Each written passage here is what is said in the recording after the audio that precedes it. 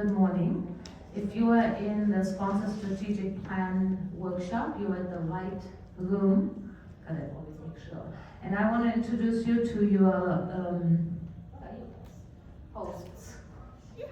To your presenters. Thank you, Lisa. Emily Zeiser, she is the Federation Fundraiser Co-Chair for the region. Emily's superstar quality is coaching that is rooted in clarity, compassion, and strategy. She doesn't just coach, she champions. She listens deeply, challenges slowly, and celebrates every milestone. Emily integrates equity and inclusion in all endeavors. So here's a German speaking, don't mind the accent. And utilizes this in our Soroptimist mission. And here is Lisa, our Sierra Nevada region past governor, and my club member.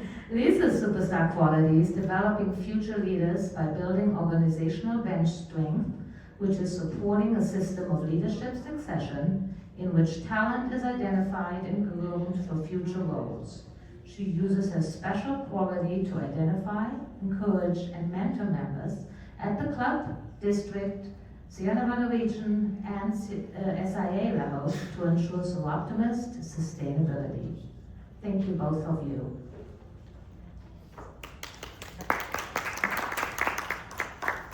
I'm not sure I really had the right thing. Because I never. Hello, can you see me? This is ridiculous. Okay. Let's go this way a little bit. So welcome everyone and to the Dream Big, Fun Smart, Superstar approach to sponsorships. Chair Emily and I are going to discuss the value and techniques you might want to consider regarding sponsorships. Can everybody hear me? Yeah, we can hear you. Perfect. Well then, this will be the true test. How many of you attended the club operating plan workshop right before this? Yeah. Perfect. For those who missed it, the strategic planning coordinator, Linda, and I did see her here a second ago, Fitzgibbons presented an in-depth workshop on the importance of going into your club year with a plan. That workshop will be available, of course, like the others, on the SNR website after this weekend. So Benjamin Franklin said, failing to plan is planning to fail. And while that seems a little extreme, I think that we'd all agree a strategic alignment, working collectively and collaboratively towards the same goals, produces the best results. So each year, clubs are challenged with meeting goals outlined in SIA's Club Roadmap for Success. Some clubs have a far more in-depth, formal strategic operating plan.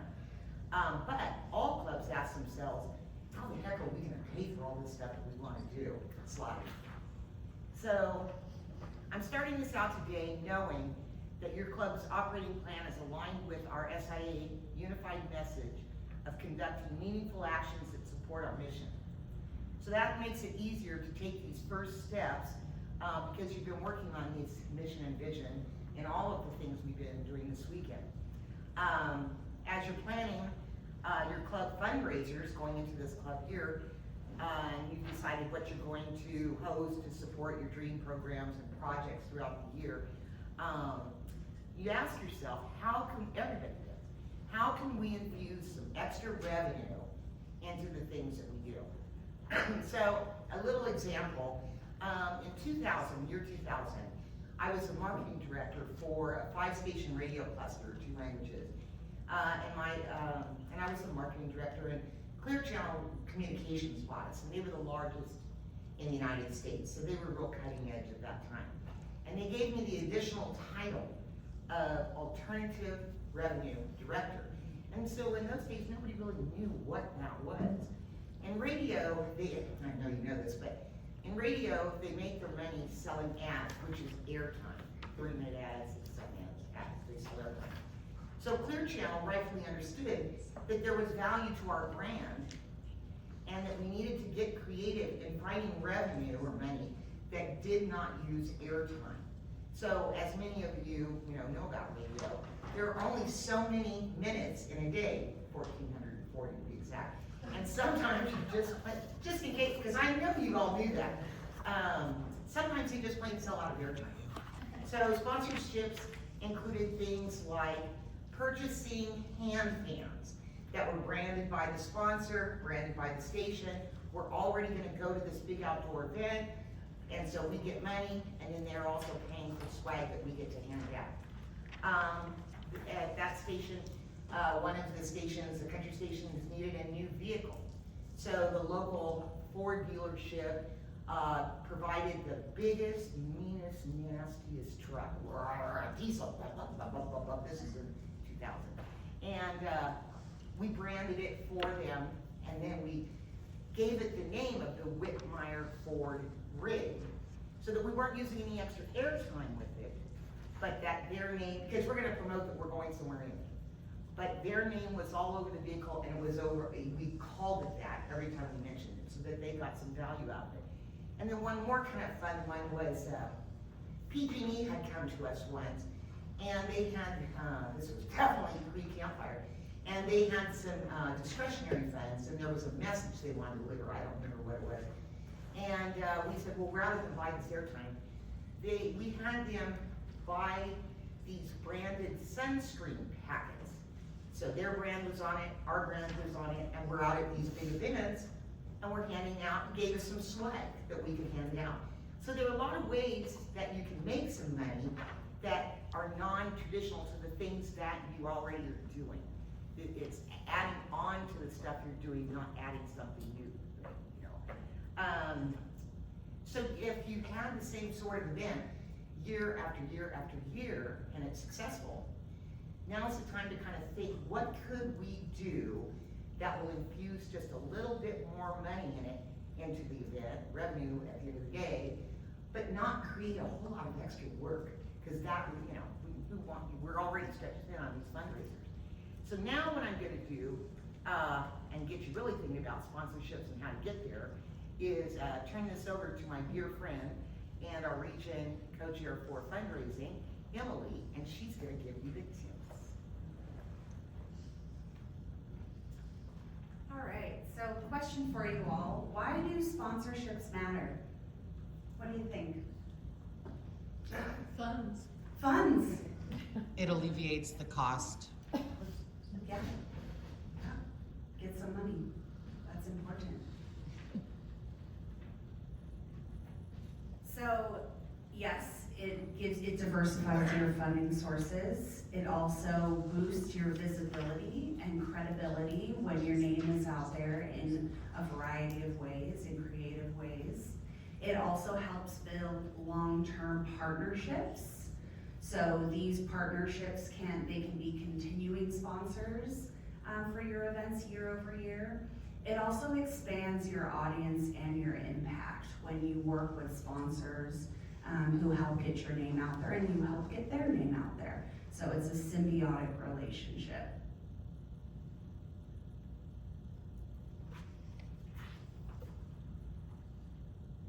So the first important thing to note is you really need to know your audience.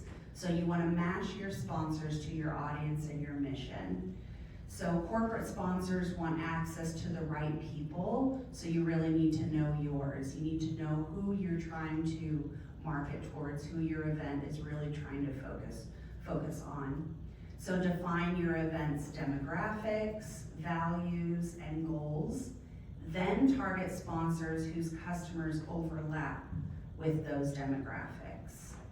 Also make sure your missions align, of course, as Lisa discussed. We want to make sure that they support our mission and we support theirs. And companies, of course, they won't risk their reputation with conflicting partnerships. So if your missions conflict, then that's not going to be a good symbiotic relationship. So a pro tip is to prioritize local businesses for a strong community connection and better response rates.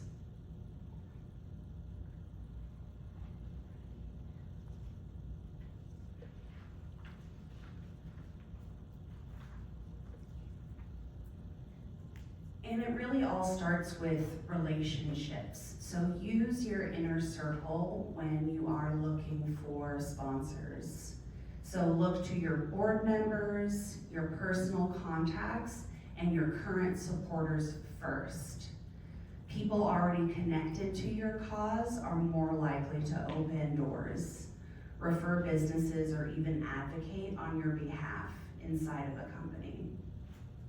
So using social media and LinkedIn is a good tip to research who sponsored similar events. So if you know you're having like a wine fest, for example, look up wine fest. Who were the big sponsors? Maybe that's something that they would be interested in doing for you as well. And so just remembering to connect with your inside circle is really important first. And I like this, relationships close more deals than cold emails.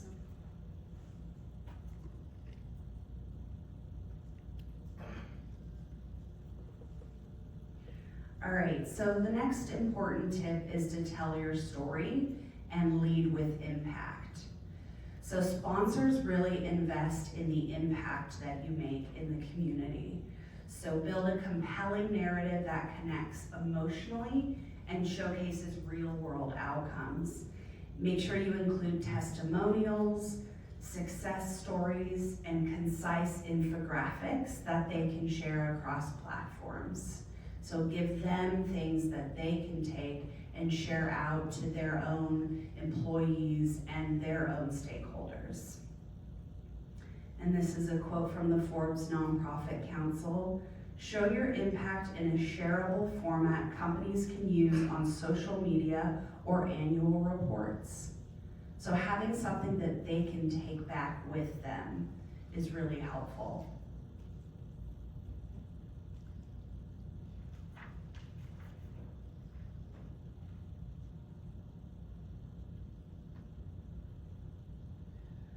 So a good tip is to offer tiered sponsorship options. So by creating a flexible sponsorship package, so that gives your sponsors something to choose from that fits in with their own budget. So it fits their various involvement levels, ranging from modest support to perhaps a presenting sponsor. Include both financial and in-kind options, so if they could offer media support or services or products, so that companies with less cash can still contribute meaningfully. And make sure you offer clear, attractive benefits at each tier. So where is their logo going to be placed? How many social media posts are they going to receive? Are they going to get passes to the event? Are they going to get a booth at the event? Make sure all of that is very clearly laid out in your sponsorship package. So another question for you all to share with each other. What have you offered as an incentive at your events? Yeah, we've done the advertising on our, just like you're doing right now, excuse me, word block. But yeah, that, and then in our programs, thank you. Yeah, sure. Yes, Pat did have coffee this morning. It's anymore. So sorry. But yeah, and so then we would go in and say, well, just like you have here with the levels, Mm-hmm. what would you like? Mm-hmm. You know, so Great, great. buy a table for this and get this. Okay, excellent. Bevin? We've done for the run, for example, we have offered them a t-shirt depending on the levels, one or two t-shirts, and then we also offered them an entry in the run Mm-hmm. for depending on their level. We always have 3 levels at least. Okay. For the Brewfest, we I think had 5 levels and called it some genius names like Pint Glass and Barrel and Oh, that's cute. you know, just to, but we don't have that anymore. Yeah, fun. Cheryl? We, at our bunco, we have, sponsorships, cause bunco's all about tables. I don't know how many of you are familiar with bunco, but there's a lot of tables involved. So depending on the level of sponsorship, that's how many tables that we can put their business information on at each table. Cause everybody travels around to all the tables. Right. So eventually everybody's gonna see all the advertisements on the table. Okay. So the higher the sponsorship you get, the more placards you get, Right. on more tables. Okay, great. Plus we use hashtags we don't have that. Social media. And, we also give, people like, a little bit of time to promote their business. Okay, that's great. Yeah, We do event and annual sponsorships. okay. So the annuals have a certain place on the website. Events are advertised at each event, like our awards breakfast with our scholarships that Matt had. We have different events they can pick for an event, and then the annual, they just get a lot. We have a sign that we have at every meeting with all our annual sponsors on it. And then at each breakfast or whichever they're sponsoring the individuals, this is brought to you by. So we're included on our program, a sign and verbally. Okay, great. I just, Yeah. one thing I want to remind everybody, when you do the social media advertising, remember what I said yesterday, you have to tag them with that ad sign. If you promise them that you advertise them and you just write in, oh, thank you for, I don't know, Sierra Nevada, our brewery, right? Sierra Nevada for donating beer or something, but you don't pop that ad in front of it, they don't see that you did that for them. Right. So you're not holding up your end of the bargain at all, even though you think you are. So Right. you gotta make sure you use a correct thing. If you have questions, please reach out to me and I'll show you how to do it again. Wonderful, thank you. Good, okay, good.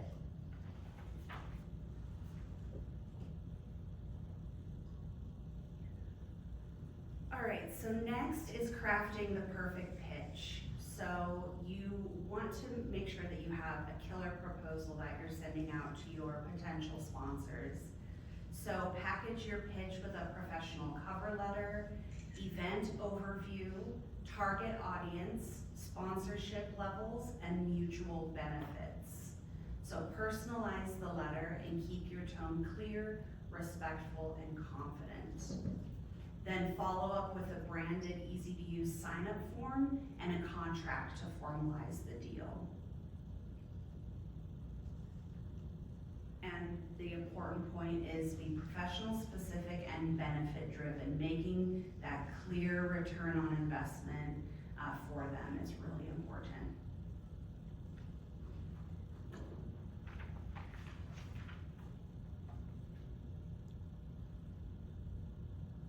All right, and as we already discussed, make sure that you're maximizing the sponsor visibility. So make their brand shine. Sponsors want bang for their buck, right? So prominently displaying their logos and brand mentions across all of your event materials. So whether that's t-shirts, banners, social media posts, media, event websites, and announcements. And don't stop there, track and report the ROI, the return on investment. So post-event, send photos, audience stats, media research, and impact reports. This makes re-sponsorship more likely. If they can see those hard numbers, they're more likely to come back and do it again.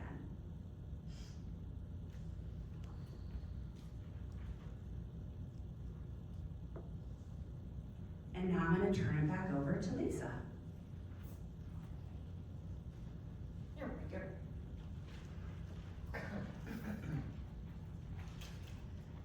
Okay, so I think that a lot of you seem pretty experienced at this, and I think Emily really hit the nail on the head. But you want to build relationships that last. And every successful salesperson is going to tell you that it's not just signing that contract. It's building a relationship, and it's genuine and it's human. And this will keep sponsors returning year after year. It's not just, okay, we love you. We've all entered those kinds of deals where they love you until the event's over. And then I don't love you anymore. You know, I mean, I've used you, I don't need you. So you want to value them, make it warm and personal. And they will. Be someone who's efficient and pleasant to work with, because it will build that loyalty. So what are some of the kinds of sponsorships that you guys have done? I know we talked about the tiered and the level. So I heard Bunko, that was an interesting, sponsoring a Bunko event. What other kinds of events have you guys had sponsors for? Yes. Mardi Gras. Ah, there you go, a Mardi Gras event, yes. We had a Live Your Dream sponsor. Oh, what? That actually sponsored our top award.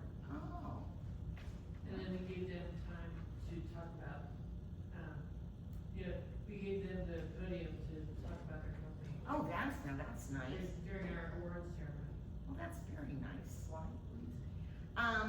No event is too small. So as you can see, size doesn't really matter. But consider some of these, and I'm kind of taken with this bunco thing, because that's what I use it. We think of it sometimes as a small event. It's not a huge volunteer, doesn't need a whole lot. It is what it is. You may be having a special speaker come to one of your speaker meetings, and maybe you want to invite the public, and just inviting the public is enough that maybe someone will want to come and sponsor this for you. They, maybe give you some dollars, and again, a lot of it's about this relationship building. You want to build this core group with these relationships. And one of the things I learned in radio, because they programmed the stations I worked with, they were listened to at work. They were programming, although, country, whatever, we didn't listen. But women make decisions, buying decisions. If you've ever been in sales, you know this. It's women make the most buying decisions. So you want to kind of keep in mind that we're a women's organization. So with that in mind, we're in lockstep. We've got half the battle is fought. I wanted to connect with my club last summer. I kind of volunteered us to take on an activity. And what I wanted to do with that activity is I was going out. I've been governor. I wanted to give back with my club, do something for them that was manageable. It would get us some public awareness, make a little bit of money, and maybe we'll get some new members. So slide, please. So what we did was we decided to host a district meeting. And did anybody attend the how to host a district meeting workshop earlier today? That will be on the thing as well, on the website. But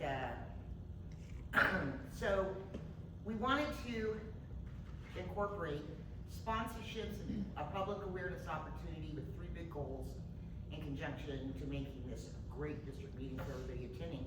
But we wanted to promote our club and our mission.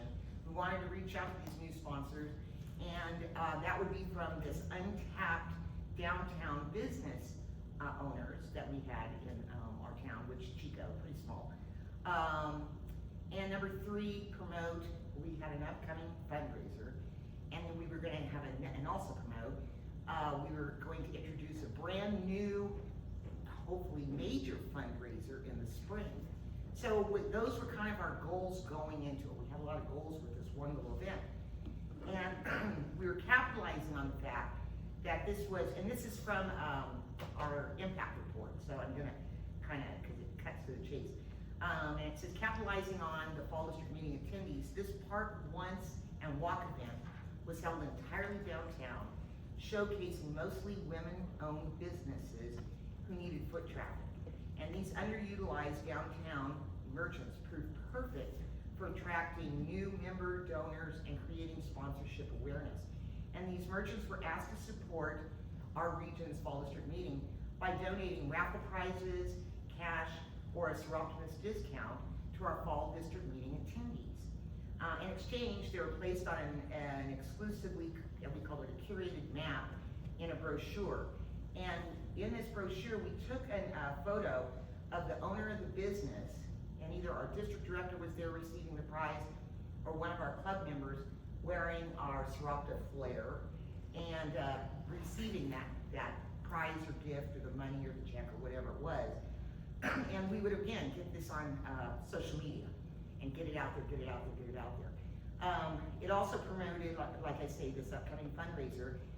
Prior to the event, that trifold brochure was available to everybody region-wide, so that's what we could promise these people, that we could get it in our e-blast, which is in the marketplace part.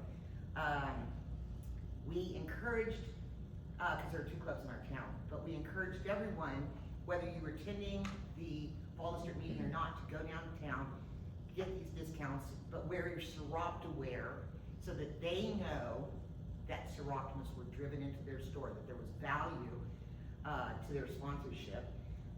We like I say, did a lot, we encouraged people to take selfies using the hashtags. We displayed a big 36 by 24 sign that listed all of these people, and we had it outside of the venues where we were doing what we were doing. We had handwritten thank you notes, and in this thank you note, we had that photo that we had taken of the merchant and the Soroptimist member, you know, receiving the deal, and it was branded with our Soroptimist brand. Have you ever been into some business store, restaurant, whatever, and maybe behind the register or somewhere in there, they have letters where somebody will say, thank you, Brown Table Pizza, for supporting our little league, da-da-da-da-da-da-da. Well, we made sure that this was something that they could put in their place of business, hopefully a POP, where people would see our name because they want to be affiliated with our good name and brand. Look what we've done for these ladies. So we're gonna write the thank you note anyway, but think about it being a longer range POP sort of deal. I had a downtown print shop who donated all the brochures. Donor paid a fee for a private Friday night social museum tour. And so at the end of the day, the club raised $820 from donations and other, gained 2 merchant partners for that spring fashion show, 4 prospective new members, and then the hotel where we stayed that was downtown has given any Soroptimist a 10% discount through 2025. So it was more than just that district meeting, which we were gonna do anyway. It was taking a whole lot of things and bringing it all together. Slide please. So trust the process. And when they created this, they utilized all the steps that we've just been discussing, that Emily's been talking to us about. In case we turned a lot of in-kind donations into revenue, and it was a small opportunity, but we made them feel very, very special, because the reality of it was, I decided who we would target, and we featured that in our sales brochure so they could visualize themselves being part of this elite group. Oh geez, these are these top stores, this is where we're gonna be. But only these people, it wasn't everybody, it was just you and, you know, I think I had 12 was my goal. And here's the fun part. Even if you were on our A list and you did not participate with us, the owner or manager got the full story on what a Soroptimist is. Well, this is what, because, hey, do you know what Soroptimist is? Don't. And we get the whole story. So we blasted downtown. I don't think any downtown merchant hardly doesn't know what Soroptimist is now. But because they don't seem like big businesses, nobody was approaching them for this stuff. It was kind of like an untapped, uncharted kind of territory. So slide please. So the only reason I'm showing you this is because we won that 5-star innovative award at conference last year. And I know you guys are doing great stuff. You have got to enter to win these awards because you're doing the work. The deadlines are April 1st. Was it Ed McMahon? You'll never win if you don't enter. And that's exactly it. So go ahead and just, even if, you know, it's like you don't feel that it's that creative or outstanding, go ahead and get some of those things in there because you just never can tell. Slide please. So now I want to talk about a totally different kind of sponsorship. We think about it, you know, as we've been doing events and this and that and kind of product. This is from SIA.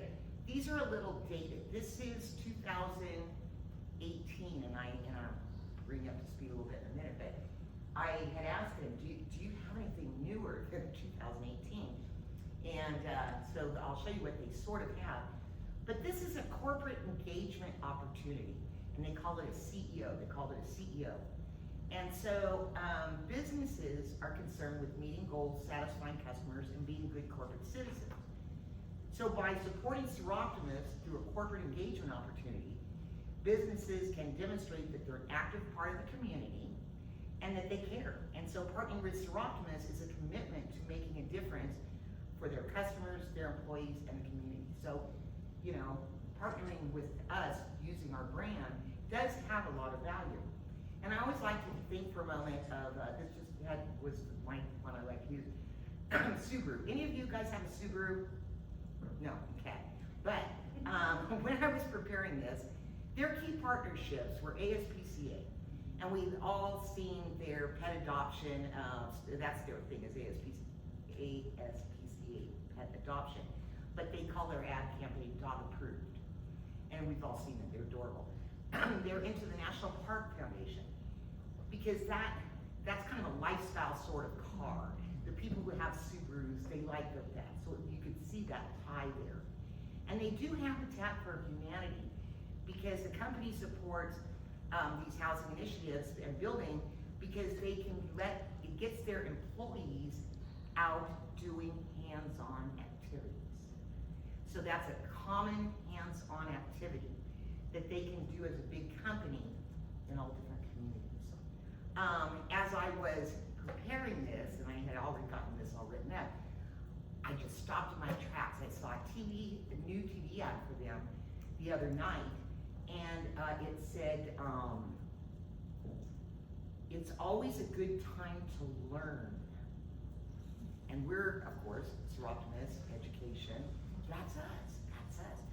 So, and I took a screenshot of this, and it said, Subaru and her retailers are proud to support more than 950,000 students across the country with school supplies and essential resources. So I have had a past relationship with our local Subaru dealer. Now, I'm not sure, you want to go all the way up to the corporate part of Subaru, but a local Subaru dealership might see it, because I think that their goal it looks like the ad is looking at adopt a classroom, that sort of thing. But I think you could convince a local Subaru dealer to come on board, because that's who we are. We're women in education and girls, women, girls in education and training. So I'm going to, as soon as I get back to town, I'm gonna start thinking of what are we doing that I can plug those guys back in. And I tried to get it's a woman co-owner, and I tried to get her to get Soroptimist for a long time, so maybe this is time again to see if she'll do it, but I definitely am gonna hit them up. And so again, these sponsorships, or CEO, these opportunities, have a lot of perks and bennies. So it could be, one of the perks and bennies could be a membership in your local club. So you're gonna be this big sponsor for us, and as part of that, you can, it would pay the membership due.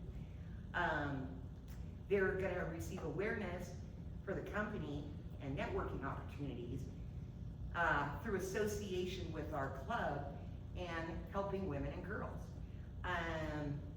It's possible that their employees, depending upon who this corporate sponsor is, they might want to, somebody I was just speaking with was saying they needed volunteers for someone. An event was outgrowing them, and they needed volunteers. Well, this kind of corporate sponsorship, you could turn that into an opportunity for these people to roll up their sleeves and do some hands-on work.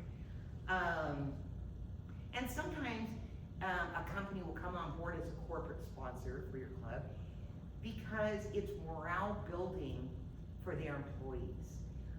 It might be that they're looking for these type of hands-on things. It might be that to go up the scale, up the ladder in the organization, you need to be part of a service organization or something.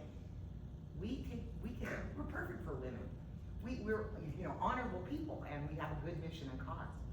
Slide, please.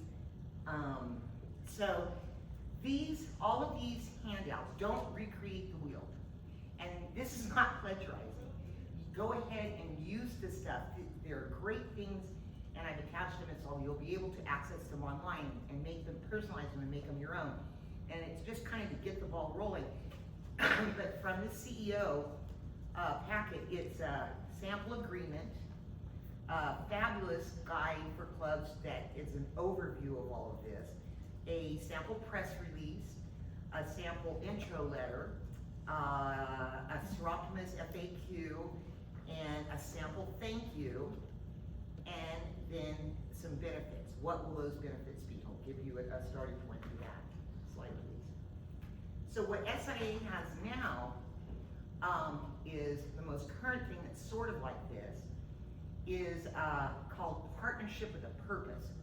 Same basic idea, it's involving businesses and having them get involved through sponsorship with your club. And I'm not gonna go into a whole lot of detail, but this is actually another set of samples. So again, plagiarize your little heart out, because why recreate the wheel? They've already put it together. Oh, and what this one in particular has is current infographics. And that's what you really need. They tell the tale of who we are and what we do.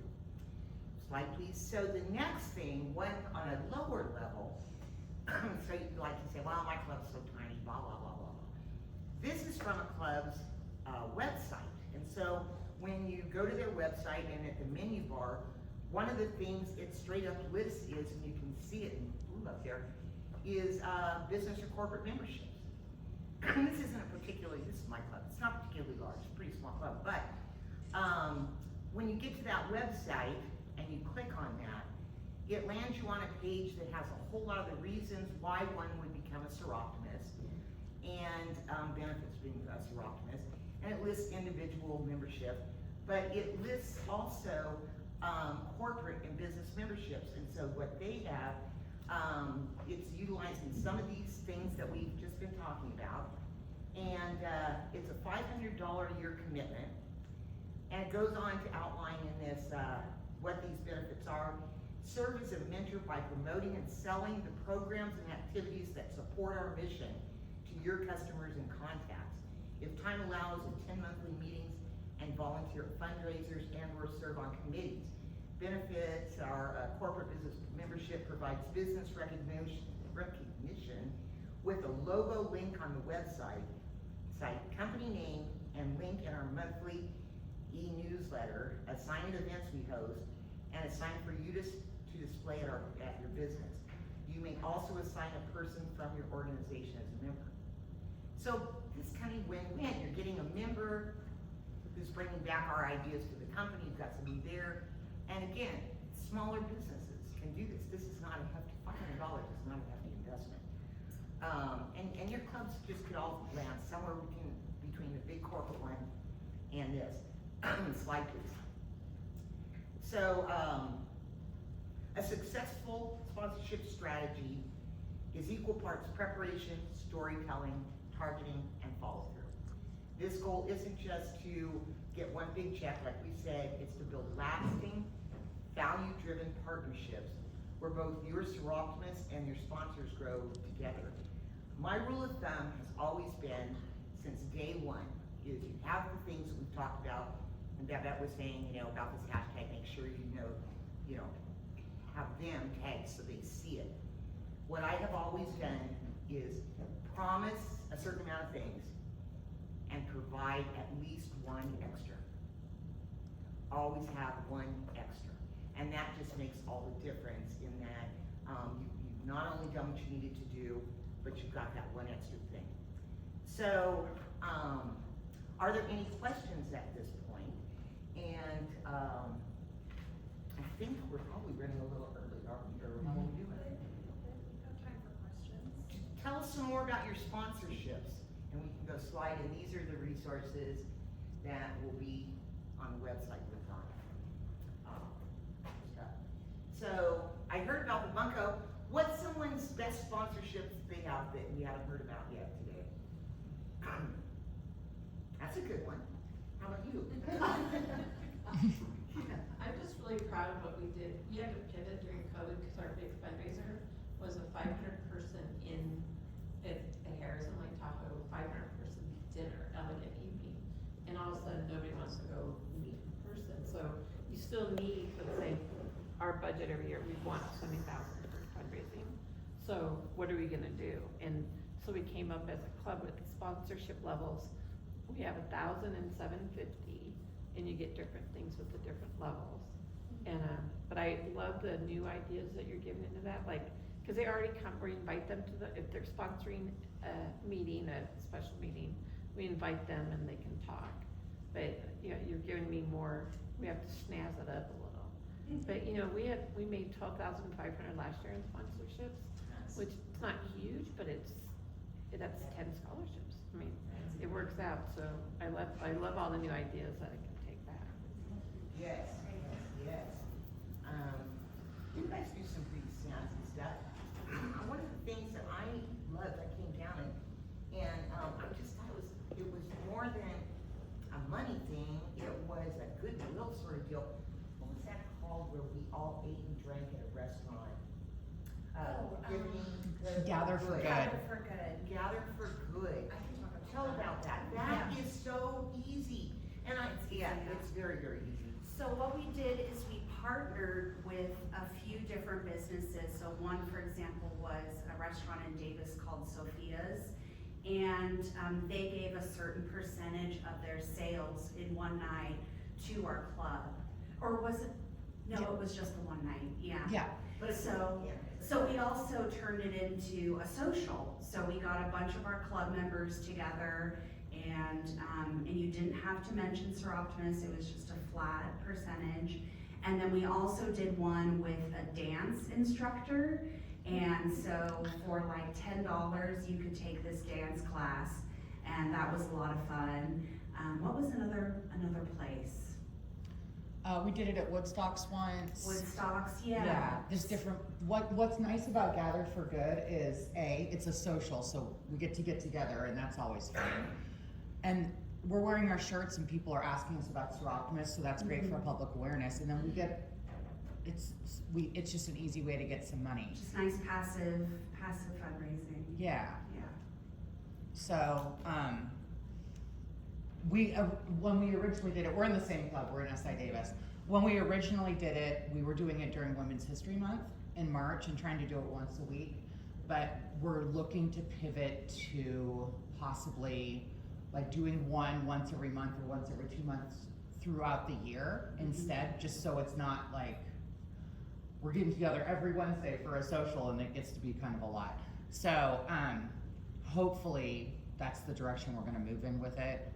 I'm not on that committee anymore because I have too many other things to do, so I don't really know, but I think that that's what's happening, Yeah. so. One thing that Lisa mentioned was utilizing your corporate sponsor as a volunteer force. And we've done that with we have what's called a soup night and silent auction. And so we recently adjusted this fundraisers where now we give part of our proceeds to a nonprofit from the event. And as part of that, they have a commitment to volunteer and help at the event. So they get public awareness, they get recognition, and we get volunteers. So that's been really, really helpful for us for the soup night. So they serve the soup, they help set up, they help clean up. It's great. It's been really, really helpful for us because the event has grown. And I think when you have these corporate volunteers like this, and I don't know about your communities, but I know in mine, there are so many, in particular women, who want to do something, but they don't want to make a commitment. I'm not making a commitment to join the club. I don't know that I would come all the time, blah, blah, blah, blah, blah. But if you can give them this opportunity for like a one day, one night type of event where they get to feel a part of it, and let's face it, I have never had, well, I can think of maybe one, but very rarely does it happen where we have too many volunteers. That just doesn't happen. But if you can energize that employee or that person, and if they, get all energized and go back to their business, and they'll talk about Soroptimist. And so it just spreads this whole thing. But again, it's not a long commitment. It's just hey, come and help us. And then we had an event, this Brewfest, that we had some of the same volunteers year after year after year. These people would wear, they were proud, they would proudly sport their t-shirt from, 20 years prior. I've been doing this every year for 20 years, And let's face it, who doesn't want to be a volunteer to Brewfest, right? You do your shift and now you're in. So, it was popular, it's popular. Yeah, very cool. Yeah, but There's one newer group in our community. We have the Power of 100. I would kind of suggest for all of you to look into your communities. That is actually exactly what Lisa was talking about. Women joining that is the ones that want to do 4 times a year. They can give money, but they don't have to commit, right? So they come together 4 times a year and they listen to nonprofits projects. And SI Chico as well as us have our name in the in that pot. So they draw a name every meeting. They draw 3 names, and those 3 nonprofits get to have 5 minutes to tell the whole group, and by now in Chico it's 270 women, I think. So do that times 100. You tell about your project, and then those women vote on what project will take the whole pot. A, it's an incredible way of getting our name out, and B, it's a huge, I know SI Chico won the last time, right? Didn't you guys win? We did. Yeah, they won. And then if you don't win, which we were not picked, because they showed up with a puppy, the other nonprofit, what chance do you have against a puppy? So such a weapon, that puppy. Anyway, we didn't win, but your name goes back in the pot. So you do have a continuous chance. So if you have that, I recommend checking in your communities. They're popping up everywhere.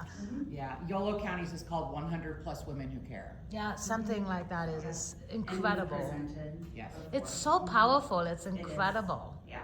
Yeah. And it's local. Sure. We have a unique situation in Rancho Cordova.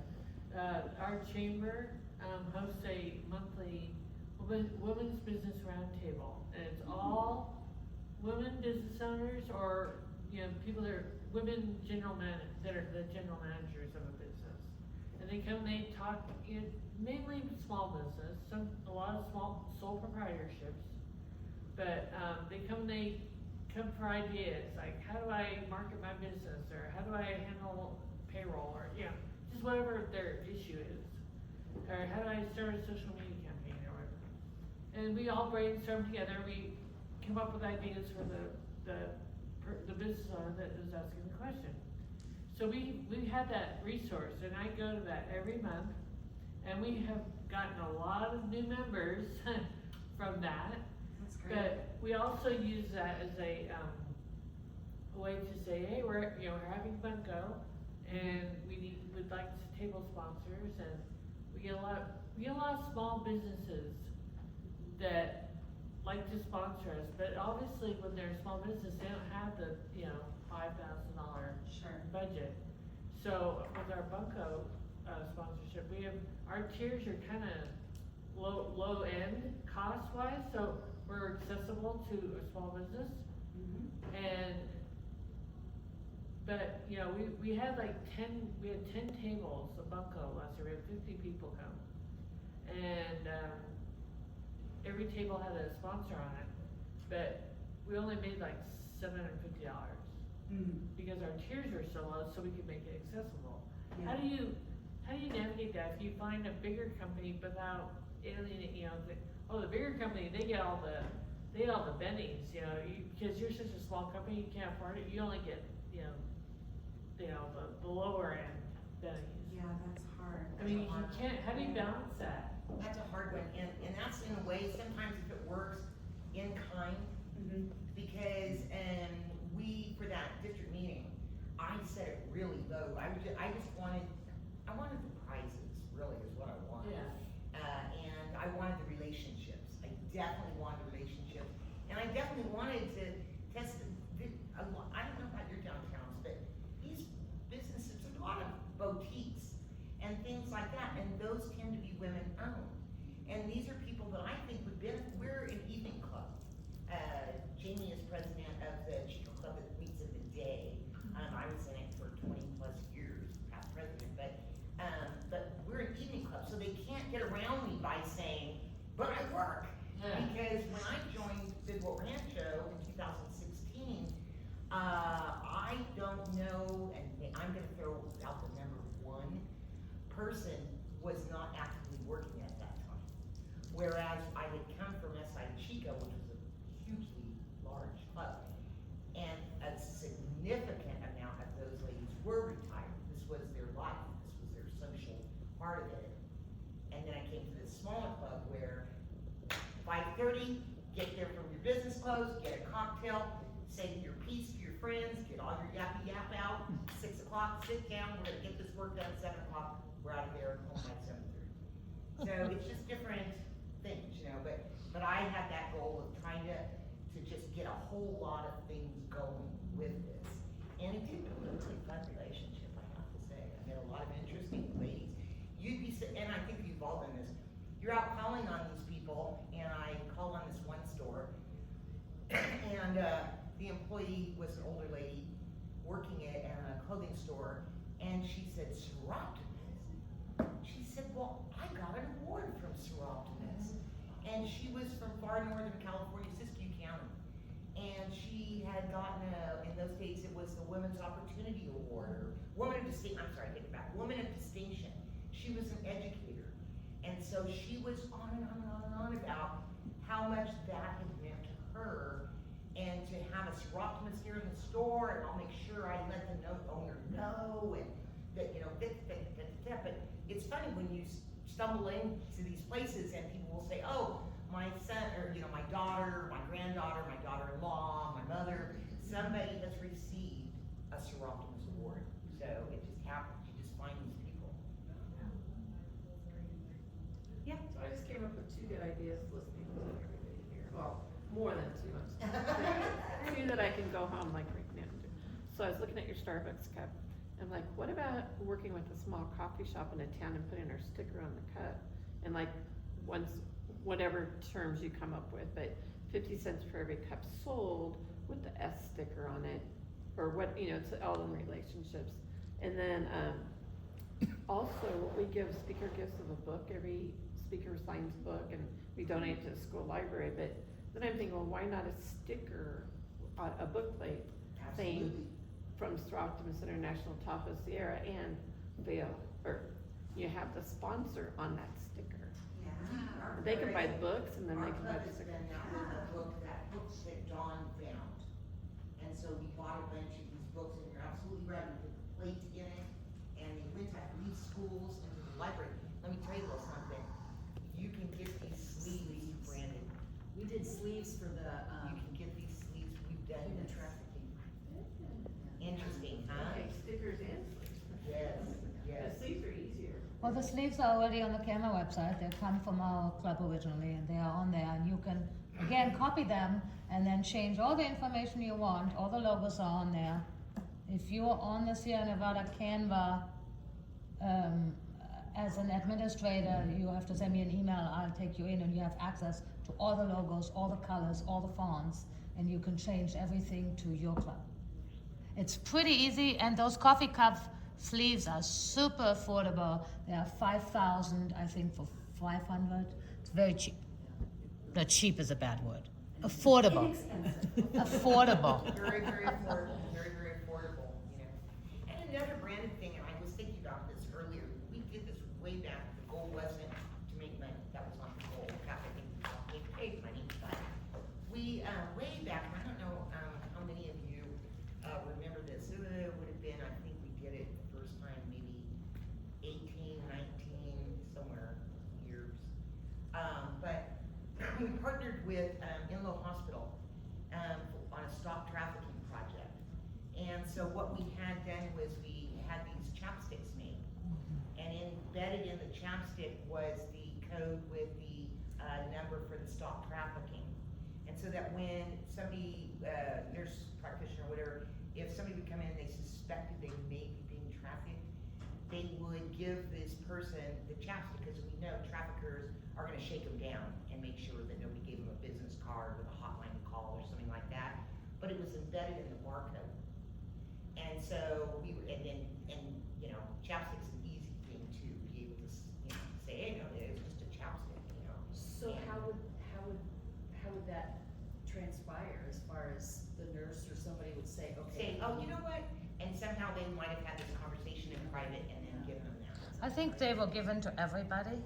Oh, they just And gave it to yeah, everybody? I think they were given to everybody, and then the forensic nurses, in particular, we were putting backpacks together, and every backpack had that chapstick in there. So it was, and then I think most patients got those chapsticks. It was kind of a Interesting. generalized thing. And this was way back when, you know, so, I mean, it's just there are just all these little ways that you can do stuff.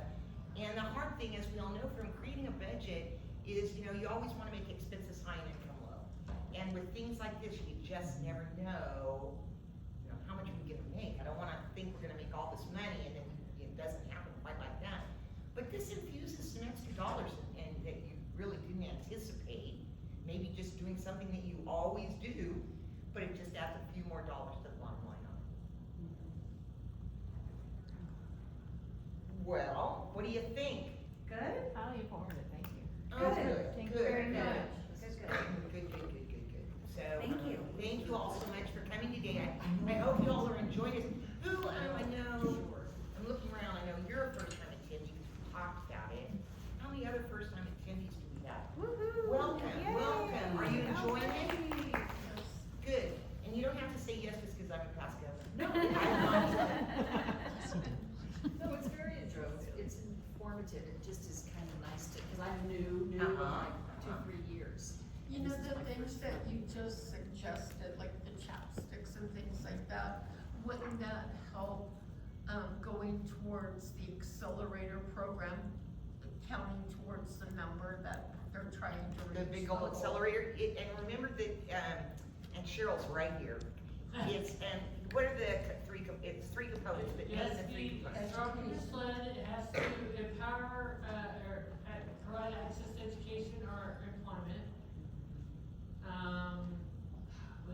Is it education? Educational. Challenged, obstacles. Yeah, overcoming obstacles, yeah, so no, I think it almost qualifies. Maybe a little. But it can be tweaked, But you this can is, tweak but it. a little It's not tweak tweak, it's not makes it qualify. qualify, we talk about this all the Yeah, time. track it. Because I'd people have have to been, track it, it's not I tracked. mean, like they say, I was in Soroptimist, I was in ESPA, anybody know what an ESPA is? It's a high school, I was in ESPA. Yeah. And, so I've been around Soroptimist for a very, very long time. We have always done these great things beyond the dream programs. And so now we can get recognized for those, and with just a little amount of tweaking, then they become big goal accelerator projects, and we can report them and they count towards our big goals, so. A lot of it's also in how you phrase it when you submit your big goal accelerator report, because SIA will reject it if you don't have, if you don't, you know, address all the criterias, you know, adequately.